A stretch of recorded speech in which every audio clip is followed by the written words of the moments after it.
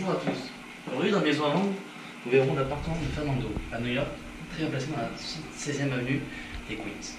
Donc vous pouvez voir, c'est un appartement qui s'étale sur à peu près 90 mètres carrés, avec la cuisine qui fait environ 9 mètres carrés. Voilà, vous pouvez voir une cuisine qui est assez moderne, hein, comme vous pouvez voir, avec un plan de travail tacheté, moucheté, très important, avec beaucoup de rangements, des casseroles qui sont déjà un peu abîmées, et ce n'est pas grave, c'est juste un détail. Avec le réfrigérateur devant la porte, il faut repasser par l'entrée pour accéder à la cuisine. Une cuisine pour le moins datée, mais plutôt en bon état et totalement équipée. Ensuite, on va se diriger sur le couloir. Le couloir qui est un couloir qui est assez volumineux. Donc c'est très bien pour rentrer à plusieurs personnes, c'est important. C'est un appartement qui est très grand, de nombreuses personnes. La visite commence et dès l'entrée, rien ne va. Pour Stéphane, pas de doute, le seuil à peine franchi, les acheteurs potentiels ont déjà envie de tourner les talons. Donc le couloir, voilà. C'est un couloir qui est assez, comme vous pouvez voir, qui est assez moderne aussi, qui est assez typique de New York. Hein. Voilà, donc avec une décoration assez pimentée, comme vous pouvez voir. Donc voilà, donc, vous pouvez voir plusieurs cadres. Des trucs typiques de New York, ou même de plusieurs villes, hein, voilà, Moscoso, voilà. Ensuite, là on a une chambre de 50 mètres carrés. 50 mètres carrés, ce n'est pas rien, il ne faut pas prendre à la légère. Elle est très lumineuse, c'est un bon point, mais elle ressemble surtout à un débarras. Donc il y a à peu près environ 9 couchages. Environ, hein, c'est ce qui était dit sur le site internet, donc 9 couchages. Donc c'est une chambre qui est assez volumineuse aussi, avec plusieurs bouches d'entrée pour pouvoir aérer, pour ensuite apporter de la lumière. C'est pour ça qu'il y a juste une restaurant.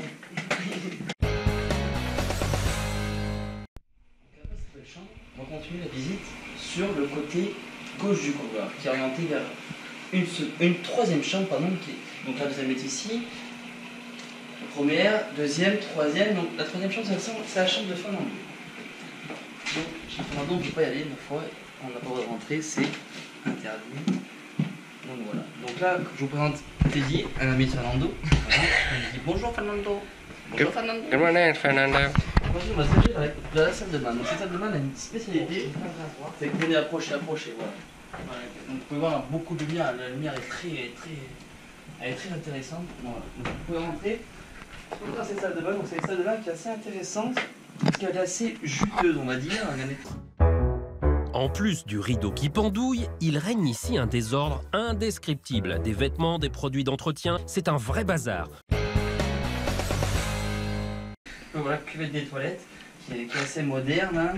Puis une douche qui est assez atypique, avec des froufrous de certaines années, voilà.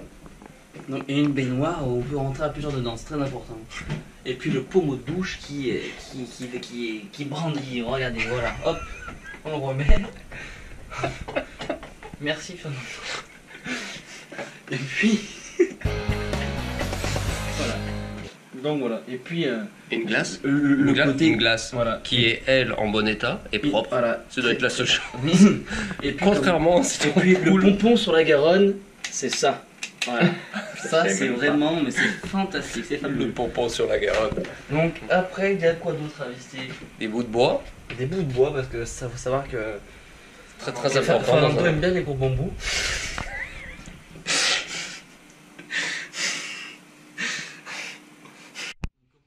Fernando se situe ici. À côté, c'est Bruce Lee, c'est une photo qui est assez collector. Et c'est à la plage de Riels. Voilà.